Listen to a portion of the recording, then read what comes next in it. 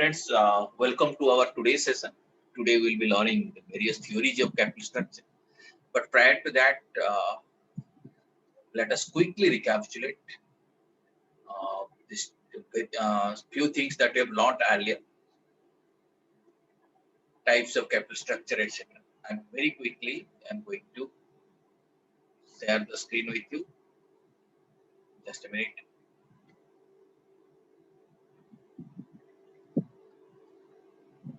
Yeah, these are the few basic things we had discussed earlier. That what is the meaning of capital structure? That is exactly, that means the combination of capital, combination of debt and equity. That is what referred to as capital structure. We have discussed that fact. And we have seen the concept of horizontal capital structure. When you say horizontal capital structure, that means it is a all equity farm. All equity farm means debt is zero. Then we have also discussed about vertical capital structure. As you can look here, vertical capital structure means a small part of equity and then some preference capital and then some debt. Okay, so if this is the kind of combination, that is debt is more than equity, we can call it as the vertical structure. Okay, so this also we have discussed in our earlier classes. Then pyramid shaped capital structure, that is capital is more, the retained earning is little lesser than that, the debt, if this is the kind of position of the capital structure, we call it as the pyramid shaped capital structure. Reverse pyramid capital structure also we have discussed, less debt, little more retained earning, then more debt. So this type of capital structure is referred to as a reverse pyramid type capital structure. So these things we have discussed earlier. You can refer to earlier videos. Then what is the significance of capital structure? This also we have discussed around 6-7 points we have discussed. You can refer to earlier videos. What is the difference between capital structure and financial structure? I have explained you earlier. Just quickly I'm showing you. If this is the balance sheet, if you see, of a company, so this part you see equity and non-current liabilities. This taken together is referred to as capital structure. Then what is financial structure? In addition to that, equity plus non-current liabilities, if I take current liabilities, it is referred to as my financial structure. If there is no current liability, then capital structure or financial structure will be same. Are you getting me? This concept we have discussed earlier, you can refer to earlier. Then we have also discussed certain factors that influence capital structure. Various points like corporate strategy, nature of industry, current and past capital structure, etc. we have discussed in that context. What is capital structure planning, capital structure designing also we have discussed. Features of optimal capital structure we have discussed earlier. Optimal capital structure should have these features. Features of profitability, flexibility, control and solvency. These aspects we had seen in our earlier classes. Designing of capital structure.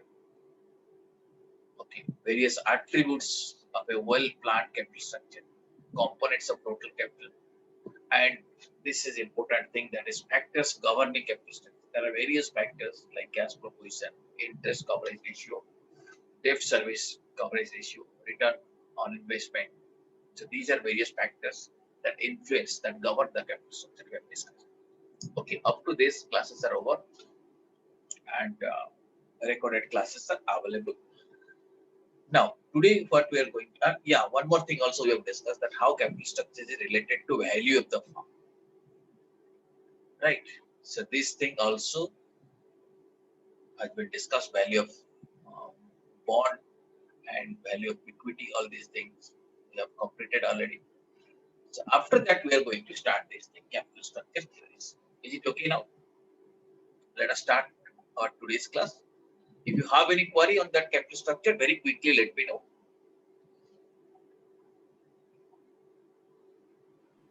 No, sir. Okay, fine. I had attended this class, sir. Up to that, no? Okay, fine. Now, coming to capital structure theories, so these are the 4 theories which are there as per our syllabus. Our syllabus contain these theories. Can you read it out? What is the first theory?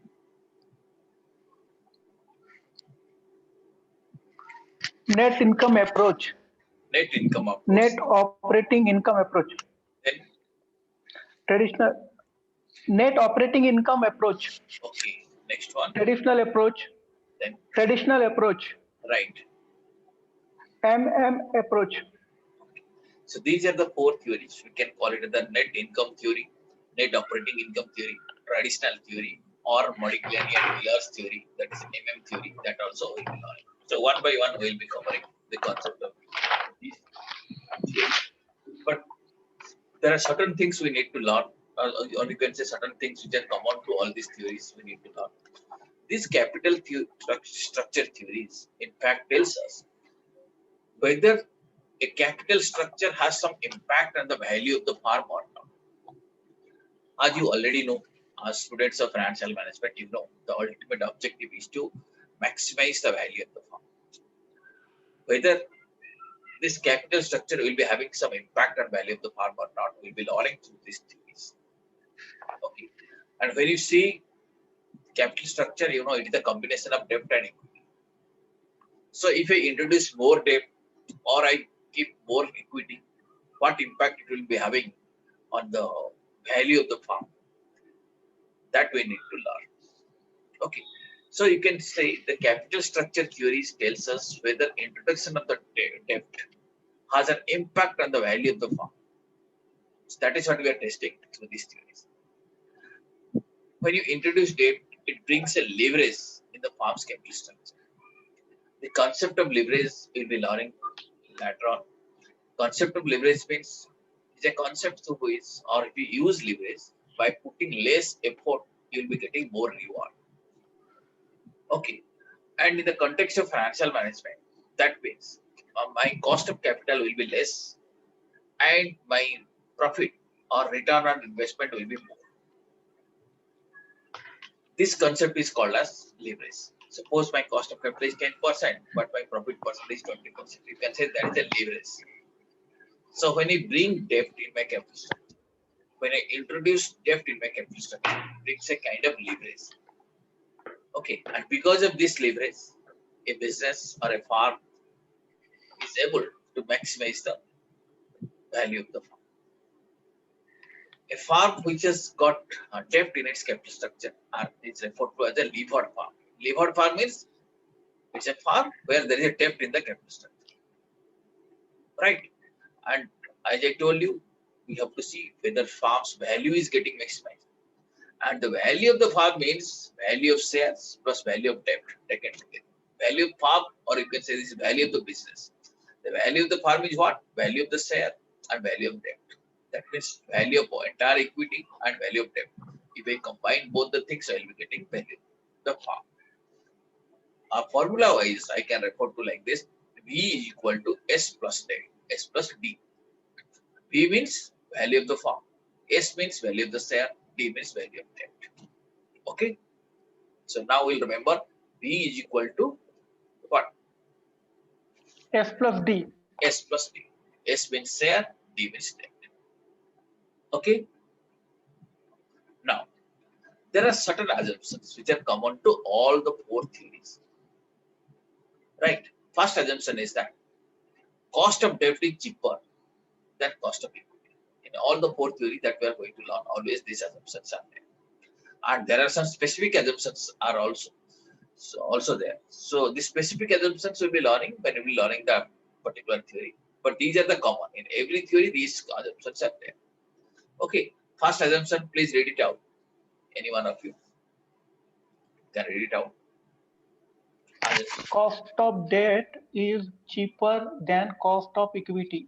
This you have to remember always that cost of debt is cheaper to cost of equity. Okay, why it is so? There are certain reasons why cost of debt is cheaper. Because first of all, debt holder takes less risk. Okay, equity holder takes more risk. So the expectation of the debt holder is less and expectation of equity holder is more. Debt holder, he expects that whether you earn profit or you do not earn profit, that doesn't matter. But you have to repay his principal and pay his interest. Is it not? Suppose you have given me a debt. It doesn't matter to you that whether I'm successful in the business or not. But you need your capital back, you need your interest. Therefore, you are taking less risk. Equity holder will get return only when there is a profit. So equity holder is taking more risk. So equity holder expects more. Are you getting? Therefore, debt is always cheaper. Okay. Suppose you can say cost of debt is 15%, cost of equity is ideally should be definitely more than 15%. Okay. So one reason is that risk. Second reason is that debt has got some tax benefit. When you take a debt, you pay interest, and interest is allowed as an expenditure in your statement of profit and loss. And for tax purpose also, for income tax purpose also, interest is allowed as an expenditure. When interest is allowed as an expenditure, because of interest payment, your profit gets reduced. When your profit gets reduced, you pay less tax. Or you can say there is a tax saving because of debt. When there is a tax saving, that ultimately reduces the cost of debt. Okay, suppose you are paying interest 10 rupees. And on that interest, because of that 10 rupees interest, your profit is reduced by 10 rupees. And because of reduction of profit, you are saving tax of 3 rupees. Okay, that means you are paying interest 10 rupees and saving tax of 3 rupees. So effectively, you are paying only 7 rupees. Okay, so your cost of this is one more reason for which cost of debt is cheaper to cost of equity. Understood? Yes, sir. Okay, so two reasons I told you. One is risk perception. Debt holders perceive less risk, equity holders perceive more risk. Second reason is that tax benefit. These are the two reasons for which cost of debt is cheaper to cost of equity. And here all these are four theories. We have to assume that cost of debt is cheaper. Usual assumption, I explained you the logic. Second assumption is that, can you read out what is the second assumption? Tax rate is 0. Tax rate is 0. So in these theories, we have to assume that there is no tax, meaning the profit before tax and profit after tax is same. With that assumption, we will try to prove whether introduction of the debt in the capital structure is maximizing the value or not. Okay, so this is the assumption that there is no tax. Assumption number 3. All earnings are distributed as dividend. Which means whatever earning the company is making, the entire profit is distributed as dividend. In earlier classes, we know that when company earns some profit, it normally a part of the profit is retained and the part of money is distributed. Suppose you earn 100 rupees, you may retain 20 rupees, distribute 80 rupees, or you may retain 40 rupees, distribute 60 rupees. It is up to you. Okay. So a part of the money which is retained is called as the retention, and which is distributed, that is dividend. Okay. Retention, why company retains? Because through retention, company grows. Now, I'm giving you an example. Suppose you are earning 20,000 rupees per month. Okay. And if you spend every year 20,000 rupees, you are earning 20,000 rupees, spending 20,000 rupees. Whether your wealth will grow, whether you will become richer. Yes or no? No, sir. No, because whatever you are earning, you are spending. But let us say you are earning 20,000 rupees and spending 18,000 rupees. That means 2,000 rupees you are saving. The moment you are saying 2,000 rupees you are saving, that means you became richer by 2,000 rupees. Next month, let us say you save another 2,000 rupees, you will become further richer. So like that, your wealth will increase. That is what we call it as a growth. And not only that growth, if you invest that 2,000 rupees, that will also grow. Okay, that 2,000 rupees is also going to earn some interest. Is it done? So growth happens only when you retain some money. But if you distribute everything, there will not be any growth. Whatever you earn, you are distributing. But these theories assume that all earnings are distributed as dividend. Understood? Third assumption. Yes, sir. And please read out assumption number 4. G equals to 0. Since all earnings are distributed as dividend. G here means growth rate. So here we are assuming company has no growth rate. Growth rate is 0. Why growth rate is 0? Because earnings are distributed. If you don't give any retained earning, then growth will be 0. Okay, Yes. right? And how we calculate growth? We have discussed this thing earlier, or we'll be discussing it again. Growth is calculated. There is a formula to calculate growth. Growth is calculated by using the formula B into R. Have you heard of this formula? Growth is equal to B into R. B means retained earning, or I can say growth is equal to B into R.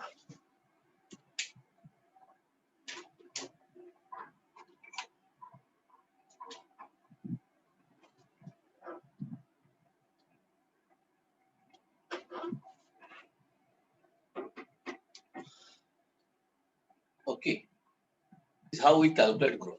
Growth is equal to B into R. Are you seeing it? Growth. Okay. Why B stands for retention ratio.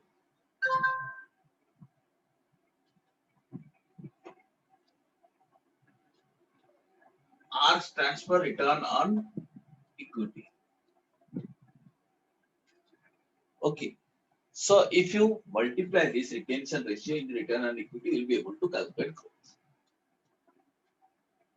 Okay. But if there is no retention ratio means suppose company is keeping 40% retention. So retention ratio is 0.4. Okay. And let us say return on equity is 10% into 0.1. So you'll be able to find out what is growth. But if retention is 0, then growth will be how much? If this is 0, then growth will be 0. 0. So if there is no retention, growth will be 0. This concept also we have to remember. Okay, no retention, no growth. And here this assumption says G is equal to 0 since all earnings are distributed as dividends. Now, last assumption.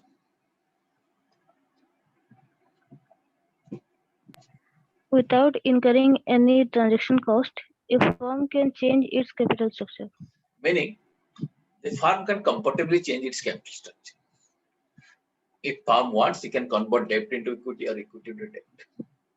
He can reduce debt and earn more equity, or he can reduce equity, earn more debt, and without any transaction cost. So that is also one more assumption. These are the 5 assumptions which are common to all 4 theories that we are going to learn. And in addition to that, there are certain assumptions, but there are specific assumptions to some specific theories. Okay, with these assumptions, we have to learn the theories. Now, friends, we'll be learning certain formulas first of all. Formulas are very easy formulas, easily they are understandable by us. We'll try to understand this, then we'll try to remember. Okay, but focus on understanding. First, we'll see how to calculate cost of debt. Okay, are you watching it? So cost of debt, as you can see, it is written I by D. I means, can anyone? Interest. Yes, interest by debt. It's a very easy formula. Suppose your debt amount is 100 rupees and you are paying 10 rupees as interest. So 10 by 100, you can find out cost of debt is 10%. Is it not? So not a big formula, very simple thing. Okay, understood first part? So KD is equal to Yes, sir. I by D. Okay, what is D? D is the value of debt. What is I? I is the interest. So if KD is equal to I by D, we can calculate what is D, or value of D is equal to I by KD. Is it done? Yes. If this is the formula, KD is equal to I by D, we are agreeing that D is equal to I by KD, where I is the interest, D is the book value of the debt. This is how we can compute debt amount. Right? Now, when a company earns, first it pays interest, the remaining money is the earning before taxes. That is distributed to equity shareholders. There is no retention. Entire money is distributed to equity shareholders. And there is no tax also. In our assumption, there is no tax. So earning before tax, earning after tax are same. And since entire thing is distributed to equity shareholders, that is cost of the company for equity. So you can say cost of equity is what? The entire earning which is earned after interest. Okay, entire earning which is earned divided by value of shares. Okay, suppose profit available is 100 rupees and value of share is 1000 rupees. So KE is equal to 100 by 1000. So that is your cost of equity. Yes or no? Earning before tax is 100 rupees and value of shares is 1000 rupees. So you can say 100 by 1000, 10% is cost of equity. Are you agreeing to it? Yes. Okay. Yes, sir. Now you have understood KE is equal to EBT by S. EBT by S means this is also earning before tax by shares. Earning before tax and earning after tax is same. Right? Same in these four theories because we have assumed that there is no tax. If KE is equal to EBT by S, then what is S? How to derive S? EBT by KE. EBT by KE. So if KE is given to you, earning before tax is given to you, you can calculate value of S. So you can calculate value of D, you can also compute value of S. Fine. Okay. Now third thing, we'll calculate overall cost of capital. Overall cost of capital means the total capital, debt capital as well as equity capital. Right? So company earns earning before interest and taxes. EBIT means Earnings before interest and tax. so this is what company earns from its operation. Company from its own operation earns earning before interest and taxes, out of which interest is paid to the debt holders and EBT is paid to the shareholders. Okay, this is how entire thing is distributed. Yes or no? Yes, sir. And if you calculate overall cost means interest plus EBT. Interest plus EBT means EBIT.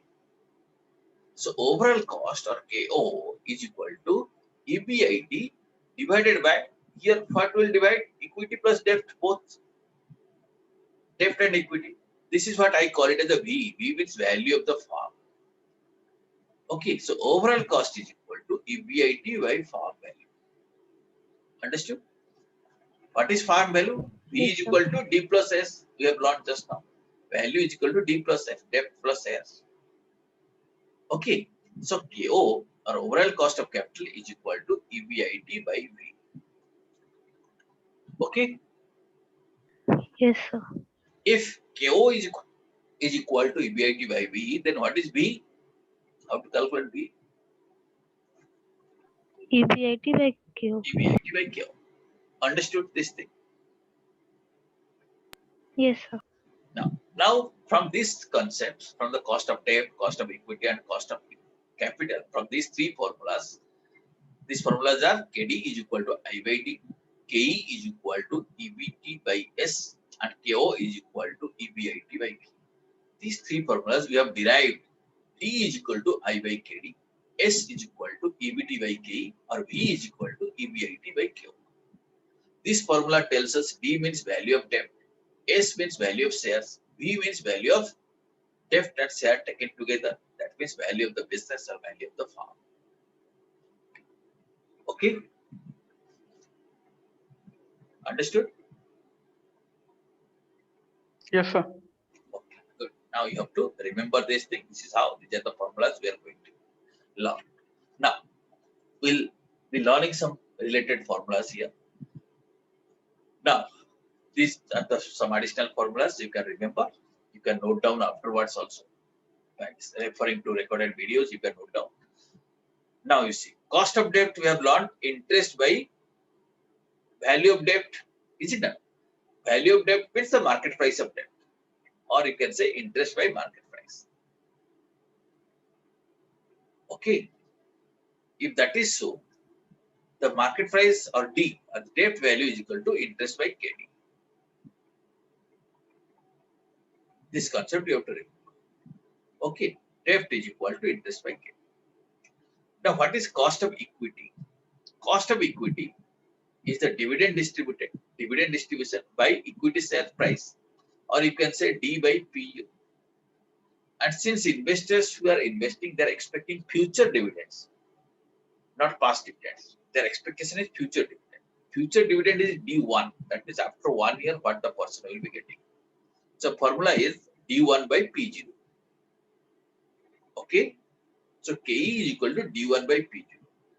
But if it is growing, dividend is expected to growth, then growth rate will also be added. Okay, if growth is 0, then 0. Only formula is D1 by P0.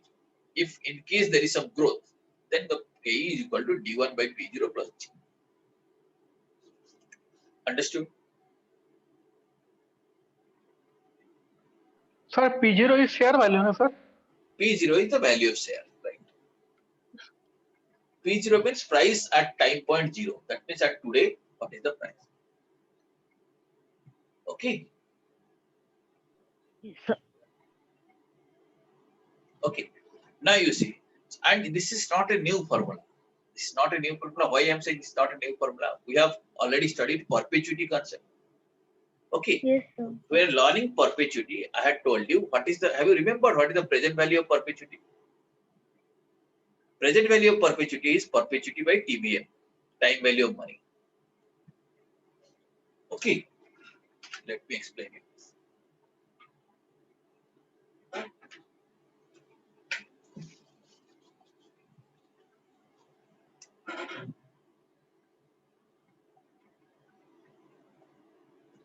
When we are studying the time value of money chapter, what we have studied, perpetuity you cannot calculate future value, you have to calculate only present value. Is it not? And present value of perpetuity is how much?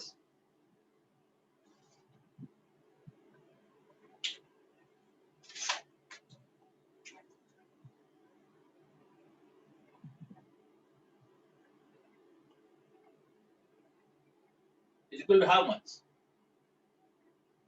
Perpetuity by time value of money. Time value of money. Okay. That means suppose you are adding 10 rupees perpetually forever. And time value of money is 10%. So what you can do? 10 by 10%. 10 by 10%, how much? Who can tell me? What is 10 by 10%? Who can tell me? Sir, 100. 10 by 10% is equal to 100. That means the present value of perpetuity is 100. Okay. If you invest 100 rupees, every year it will give you time value of 10%. It will every year it will give you 10%. Okay. And at that time, we have also understood what is the present value of growing perpetuity. Okay. Otherwise, you see, when in equity shareholders get dividend, assume that there is no growth in dividend. Then what is the present value? Dividend is the perpetuity, isn't it? So dividend by time value of money, or you can say cost of equity, is the present value. What is present value? Present value is the price of share. So you can say P0 is equal to dividend by K or future dividend by K.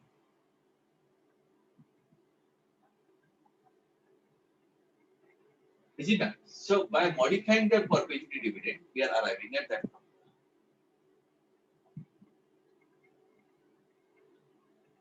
Understood? Yes, sir. Yes, sir. And in case of growing perpetuity, we have understood the formula. The formula here will be perpetuity divided by TVM minus G. Understood? This formula we have also studied. Okay. So that means let us say perpetuity is 10 rupees. And time value of money, let us say 10%, and growth rate is 2%. So you have to assume 10% by 8%. Sorry, 10 rupees by 8%, you can find out what is the value of growing perpetuity. Okay, you can find it out. So 10 rupees by 8%, how much? 125 it comes. So value of the growing perpetuity is 120. Now, in case of dividend, I am writing same thing. present value of perpetuity. Instead, I am writing present value of perpetuity means price of the share as of today is equal to dividend D1 by time value of money. I am writing KE minus C.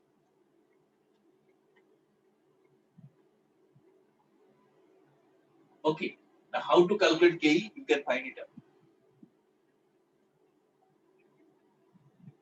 Okay. How to calculate KE now? Or you can say KE minus G into P0 is equal to D1, or KE minus G is equal to D1 by P0. Are you getting? Yes, sir. Okay. If that is so, KE minus G D1 by P0, then what is KE? D1 by P0 P0 plus G. plus G, and that is what we are learning.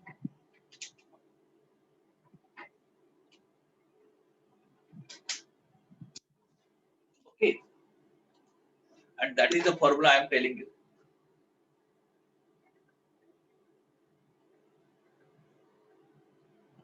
That's what formula. Are you seeing it now? No, just a minute.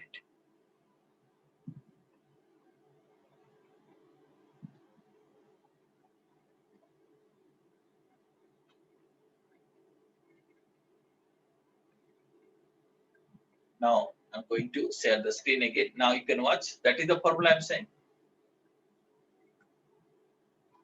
Right.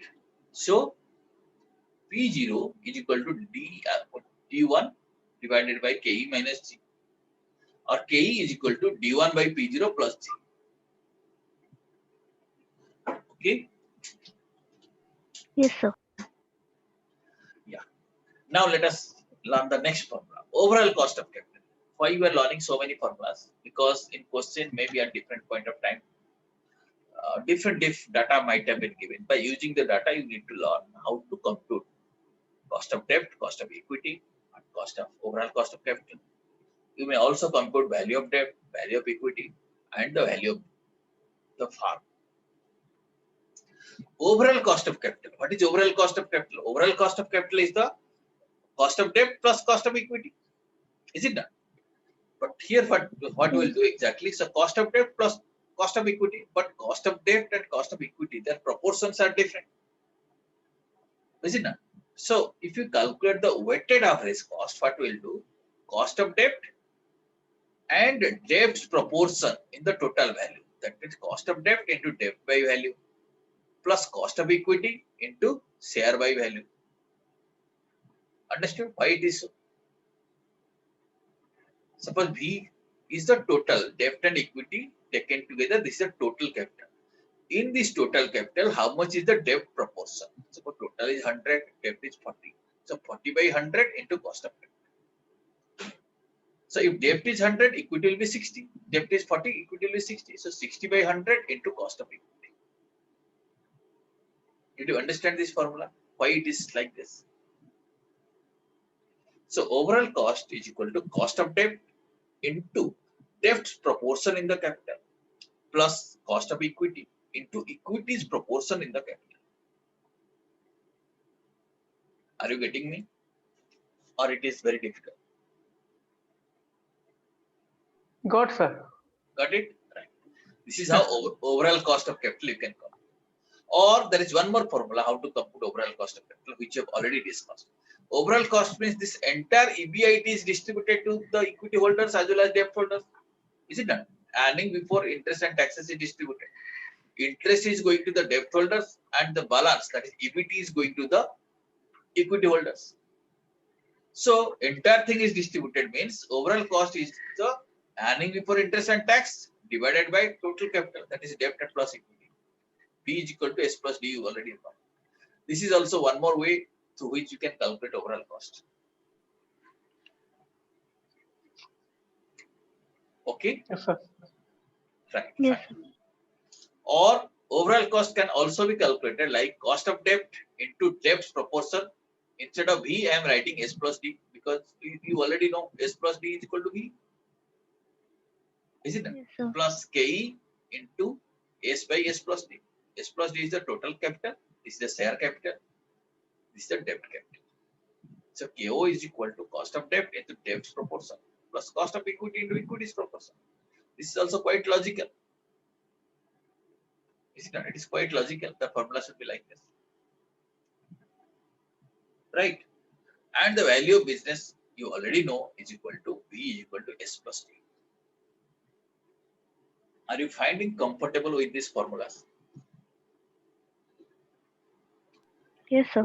In this chapter, we have to use certain formulas, but I expect all of you should understand the formula. Then you can derive your own formulas also. No need to by heart this one. Remember all these things by heart, but you'll be able to, once you understood, then you'll be able to derive your formula. Are you comfortable with these formulas? Okay. Yes, sir. Very much comfortable. Very good. Easy to understand. Okay, very good, very good. But you spend some time today, once again, try to watch the video and try to recall what we have learned in the class. Okay, so KD, D, Yes, sir. KE, S, Yes, sir. KO, then B, all these things you should be able to complete. Once you are comfortable, then it is a very easy chapter. Now, let me explain you these formulas once again. This is how normally we compute the income of a company. We calculate revenue, is it not? Means sales. Then operating expenses are deducted. After getting operating expenses, what we get, we call it as PBDIT. PBDIT means profit before depreciation, interest and tax. Okay, we get PBDIT. Then we deduct depreciation.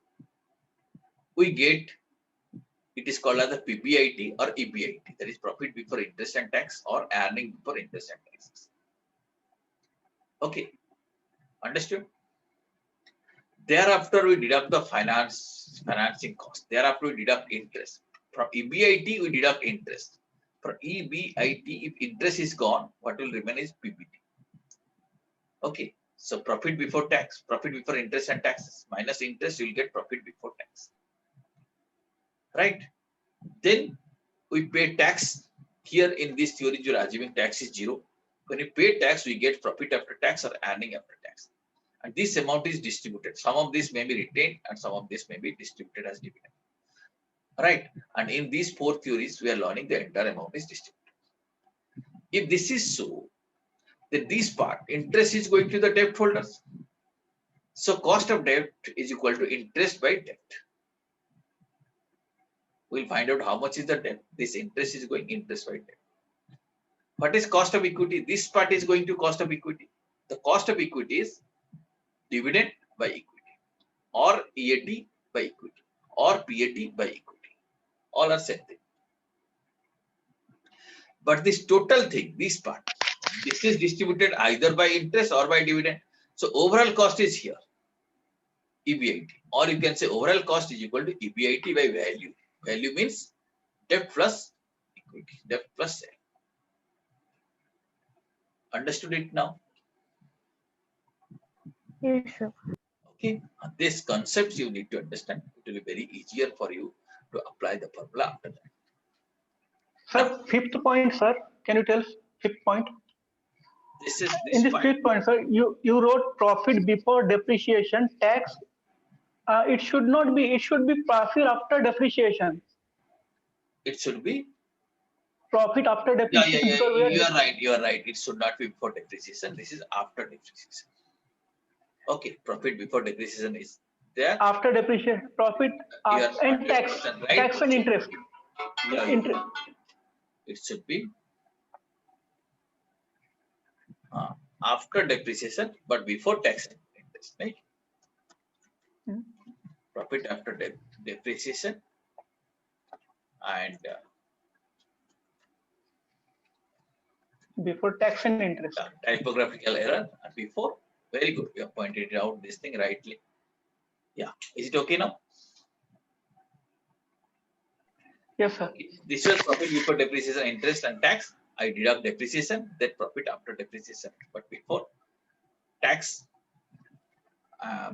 okay, tax and interest. So it is called as profit Bit. profit before interest and tax. Okay, normally after depreciation we don't write, we just call it as profit before interest and tax. Okay, after depreciation I will remove this thing. Definitely it is after depreciation. Profit before interest and tax. Is it okay now? Or earning before Yes, sir. interest and tax. Right? And this amount is to given to the debt holders, this is paid to the equity holders, and this PBIT or EBIT is given to the both. Therefore, for overall cost, that is relevant for us. Well, friends,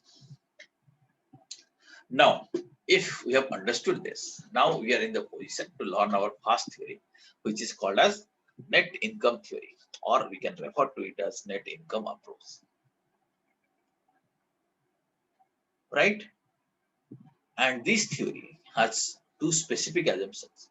General assumptions we know. Okay, what are the general assumptions? General assumptions means assumptions common to all four theories.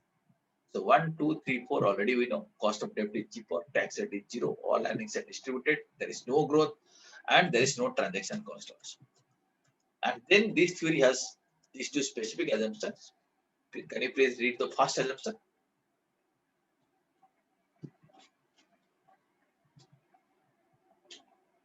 Can you read out what is the first? Debt cost is is constant. Debt cost is constant irrespective of leverage. debt cost is constant irrespective of dividend, irrespective of leverage. Leverage means when you create our debt in the capital structure, this is called, the farm is called levered farm. I was discussing that thing.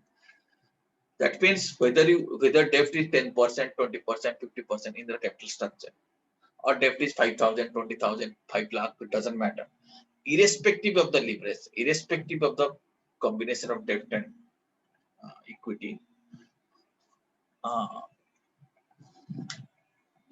just a minute. Debt cost is constant. That means suppose cost of debt is 10%.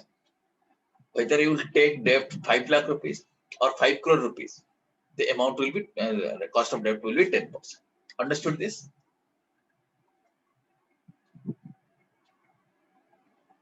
Yes or no? Yes, sir. Okay, that is what we call it as debt cost is constant irrespective of leverage. Second assumption, please read it out. Please read the second assumption. Cost of equity is constant irrespective of leverage. Yeah. Here also same thing, similar kind of thing. Cost of equity is a constant irrespective of leverage. That means whether your debt is 10 rupees or 10 crore rupees, doesn't matter. Cost of equity is also constant. Meaning cost of debt is constant, cost of equity is constant irrespective of leverage. Understood? Both the cases, irrespective of the leverage, that means irrespective of the amount of loan you are having, cost of debt will be constant, cost of equity will be constant. Understood? Okay. So for example, suppose cost of debt is 10%. Cost of equity will be more than that or less than that?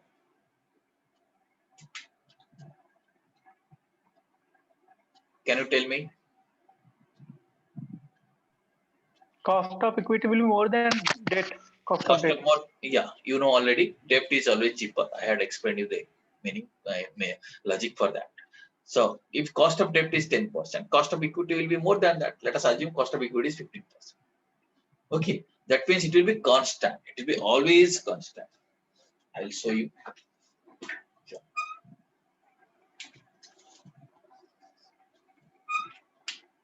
Just a minute.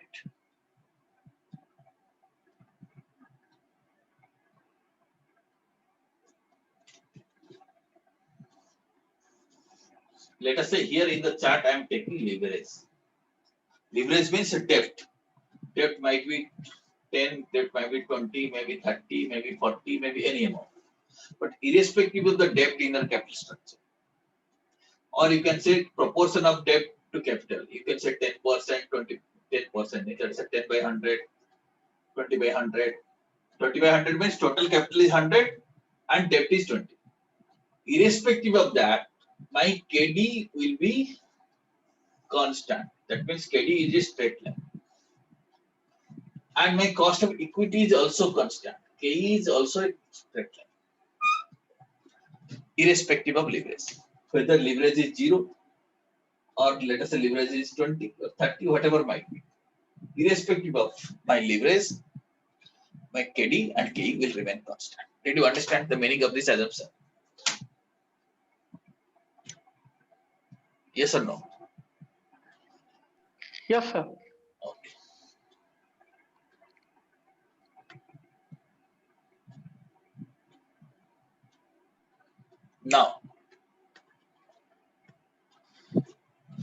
Now, with that assumption, let us see what the theory suggests. The theory suggests as the proportion of debt increases in the capital structure,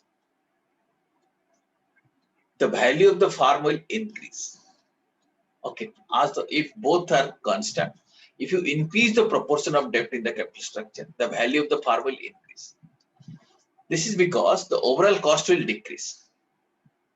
In other words, introduction of the debt will have an impact on value of the firm. Let us understand what is the meaning of this. You know what is the value of the firm? Okay, value of the firm is debt plus equity. That is what you know. But let us understand it. What the theory says, if I increase the proportion of the debt, that means let us say debt was 20% in the capital structure, I will make it 60%. So proportion of the debt increases. If debt is 60%, the capital will be in the equity will be 40%. Is it done? A debt is cheaper. Is it done? Debt is cheaper to equity. Yes. So if I use a cheaper fund instead of costlier fund, my overall cost of capital will decrease. Did you understand it or not? I'm showing you some example. Okay, now let us see this example. Can you guess what is this? This is cauliflower. cauliflower and potato curry. Okay, some hotels you can find this kind of curry. Maybe in winter season, you'll find the quantity of cauliflower will be more, quantity of potato will be less. But in summer, you'll find structure is different. Can you explain why it is so? More potato and less cauliflower. In winter, this is the kind of dish. In summer, same hotel, same might be serving like this. Can you explain me the reason? You can find this, you can experience this in our home also. Why it is so? Sir, cauliflower is available in winter season, but in summer season it is not completely available. Yeah, no, it's availability Plenty is available. one thing. It's a cost. That's why cost is high. Yeah, In, that's why cost is high. But the summer season. reason why the restaurant or why in our home we do it, because we know cauliflower is costly, potato is cheaper. Maybe normal times it may change also. Okay, so when cauliflower is costly, we put more cauliflower. That means if this is my capital structure, I am always trying to put more quantity of material which is less costly. Is it not? If Yes. things okay, which is cheaper, I'll put more. If cauliflower will become more costly, extremely costly, then I will be putting only few pieces. More potatoes will be there. My intention is that my overall value will remain changed.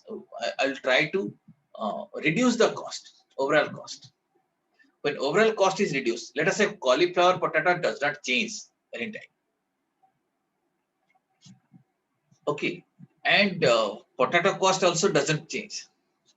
And in that situation, if I do so, if I substitute this plate with this plate, that means I introduce cheaper things. Then my cost of capital will come down. And this theory says cost of capital come down means value of the farm will be maximized. How value of the farm will be maximized? Let us understand what we are talking about. Like this. Now let me explain you this thing. Suppose You are visiting a roadside restaurant, a dhaba kind of thing. Okay. And he is making this cauliflower and potato curry. Assume that he is selling that plate of cauliflower and potato curry for 50 rupees. Understood? And his cost is 40 rupees. What is his cost? 40. And what price he is selling? 50. 50. For our understanding, can you tell me what is the value of that plate of curry for him? I told you cost is 40. He's selling at 50. What is the value for him?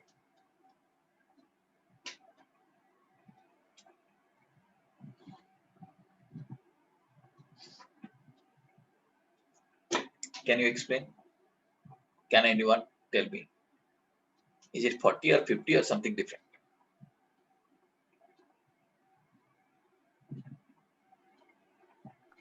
Value for whom, sir? Who is the seller? Ka- That restaurant is the seller. For this? Yes, sir. Yeah. What is the value? 40 rupees. 40 rupees is his cost. 50 rupees is the selling price.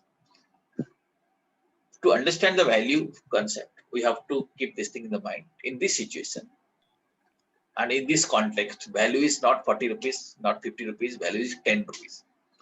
Because when that plate will be sold, only 10 rupees will be added to the value of the business. Is it not? It will be sold Yes. for 50 rupees, cost is 40 rupees. So value addition will be how much? 10 rupees. Okay, that is what he tries to maximize. He tries to maximize the 10 rupees. What he can do, if he put more potato, then cost will not be 40 rupees. Cost may become 35 rupees. Is it not? If cost become 35 rupees, if selling price is same 50 rupees, whether value addition will be more or not? What will be the value now? 15 rupees. 15 rupees. So now you have seen when the cost is reduced, value is increased. Okay. And how he reduced the cost? By changing the structure. Changing the structure means by substituting costlier things with cheaper things. He removed cauliflower and put some potato. Okay. So exactly that is what we do in our capital structure. We know equity is more costly, debt is cheaper. I'll reduce my equity and add more debt. What will happen? My overall cost of capital will come down or not? Yes, sir. When overall cost of capital comes down, my value will be more or less? More. More. So that is what this theory suggests. Theory suggests how you can reduce the overall cost. You replace equity with debt. Are you getting me? Now let us read Yes, this sir. point once again. According to this approach, as the proportion of debt increases in the capital structure, the value of the firm increases. Now, did you understand this concept? When proportion of debt increases, value of the firm increases. Why it is so? Because sir. overall cost of capital decreases. Right? Overall cost of capital decreases. Let us say cost of debt was 15%. Cost of equity was 25%. Let us say ratio was 50-50. So weighted average cost was 20%. But you are reducing equity and adding more debt. So overall cost will come down. When overall cost of comes down, it has an impact on the value of the farm. Impact in the sense it has got a positive impact. So value of the farm will be more. Is it clear to you? Okay. Is it clear to you? Sir, Yes, sir. in this case, we should use the word value addition. In this case, Yeah, value addition. It is not value because we have already considered value is debt plus share value. Is it not? what you have computed, value of debt and value of share. Now, if you change the capital structure, You have to again recompute what is the value of debt, what is the value of share, and you will find it is positive. That way it is more. Okay, so that is what we say. It will having a positive impact. Positive impact means there will be value addition. You'll be computing new value and there will be value addition. Okay, what I said you is that you see, look at this chart. Here I am showing leverage. Leverage means proportion of debt to equity. Okay, D by S. So this shows whether leverage is increasing or not. So it shows irrespective of this leverage, whether leverage is 0, 1, 2, 20, 40, whatever might be, cost of debt is constant. Similarly, irrespective of leverage, my cost of equity is constant. If cost of debt is constant, cost of equity is constant. And if I reduce, if I increase leverage means increase the proportion of debt to equity, my overall cost will come down like this. Overall cost will come down. So you reduce totally, make it 100% debt, then cost of debt will be here. Otherwise, if I increase leverage, my KO will come down like this. Are you getting me? I am adding more debt. More debt means cost will come towards debt. That is why KO is coming down.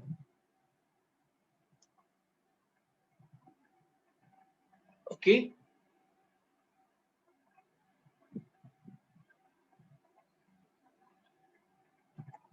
Are you getting it? Yes, sir. Okay. Understood why KO is coming down? Because KD is less. I am reducing equity and adding debt. So overall cost will come. Okay. Now if I try to conclude this theory, conclusion is like this. As the proportion of debt increases, KD and KE being constant, and KD being lower than KE, KO falls. Okay, KO falls because KD and KE are constant and KD is lower, KO falls. Means value of the firm increases. Therefore, this theory recognizes that debt has a positive impact on valuation of the firm. That means if you take more debt, impact on value will be positive. Value will be more. Since a costlier form of funding, which is equity is costly. Since a costlier form of funding is substituted by a cheaper form of funding, cheaper fund is debt, and the costlier source is substituted by cheaper source, the overall cost of capital keep coming down. When overall cost of capital keep coming down, value of the firm increases. And from this theory, we need to learn that the optimal capital structure is one with lowest KO. What is optimal capital? With lowest overall cost of capital.